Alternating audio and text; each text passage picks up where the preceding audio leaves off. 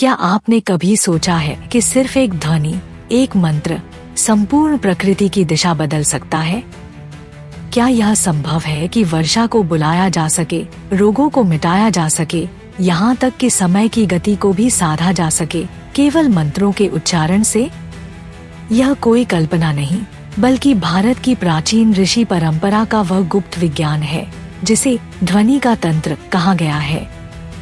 यह विज्ञान केवल शब्दों का खेल नहीं, बल्कि चेतना, ब्रह्मांडीय ऊर्जा और गहन तप की परिणति है।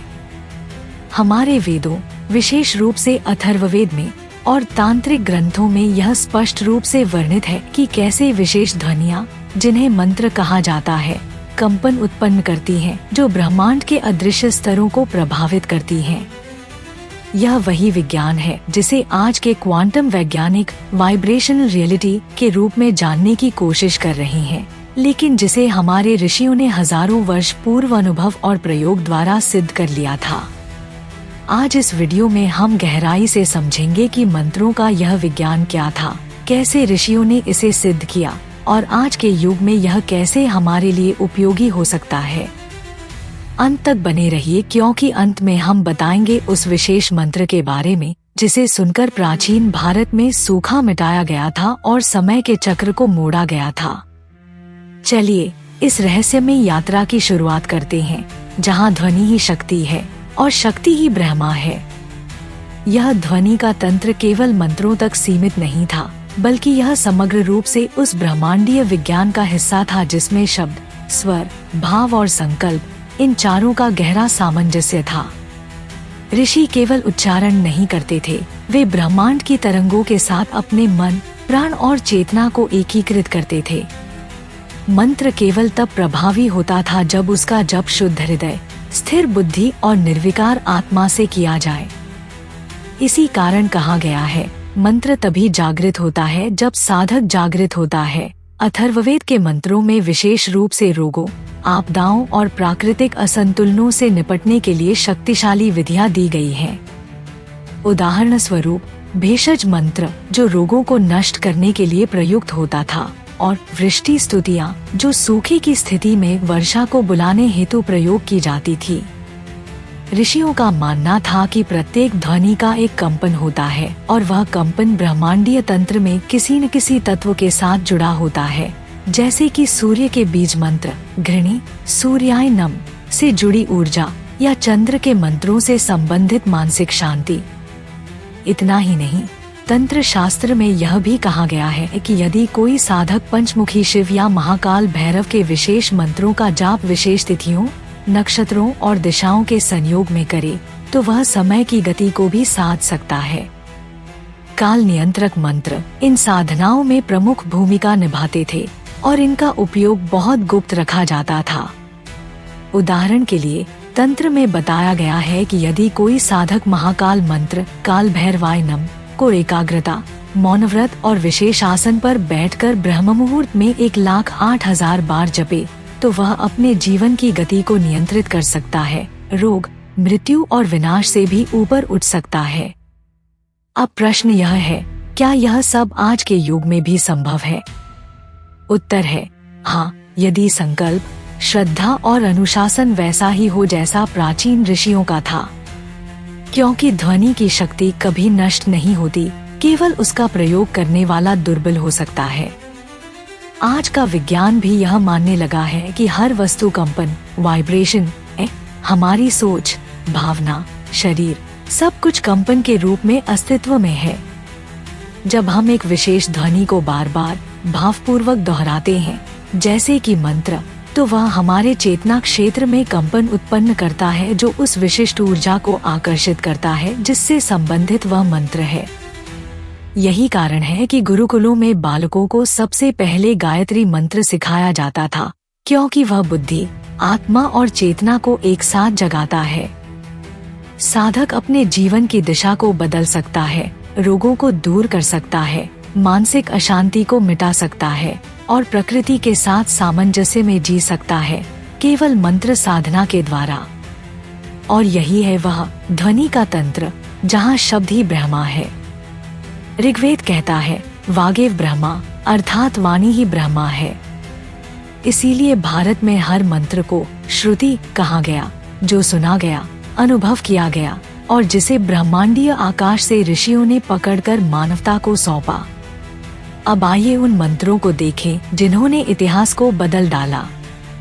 जैसे तांत्रिक ग्रंथों में उल्लेख है कि कश्मीर के एक सिद्ध योगी ने महामृत्युंजय मंत्र के माध्यम से एक महामारी को रोका था जो पूरे क्षेत्र को निगलने वाली थी।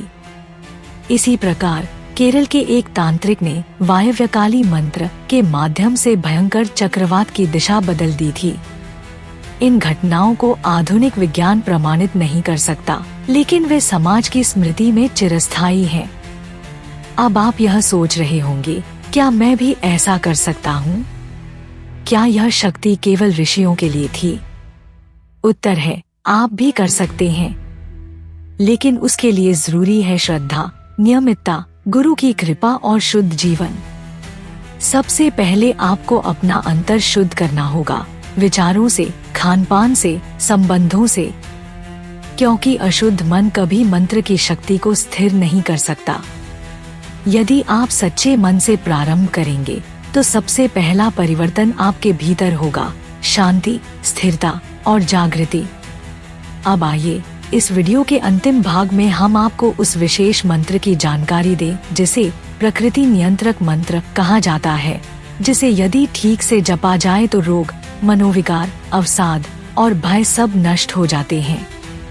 वह मंत्र है ऐहरी क्ली चामुंडाय विच्चे। यह देवी शक्ति का वह बीज मंत्र है जिसमें त्रिगुणात्मक ऊर्जा छिपी हुई है। यह मंत्र न केवल रोगों को समाप्त करता है बल्कि वायुमंडल की ऊर्जा को भी शुद्ध करता है।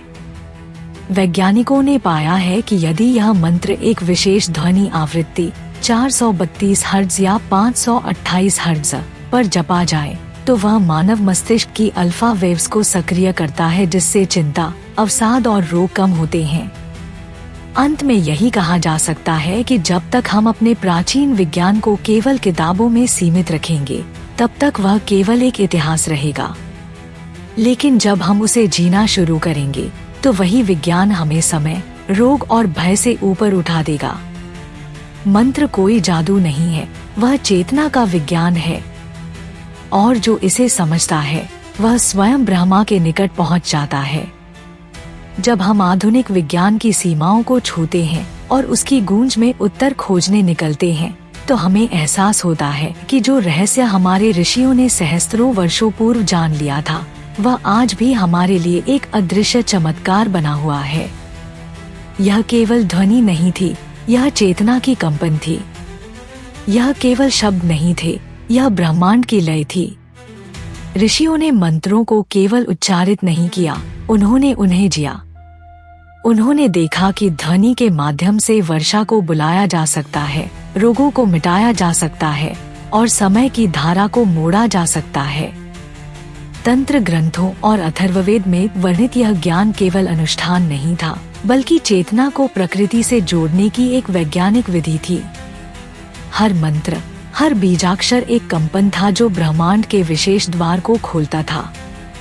आज जब क्वांटम फिजिक्स हमें यह बताने लगती है कि वास्तविकता कंपन और ऊर्जा है, तो क्या यह संभव नहीं कि हमारे पूर्वज पहले से ही इस रहस्य को जान चुके थे?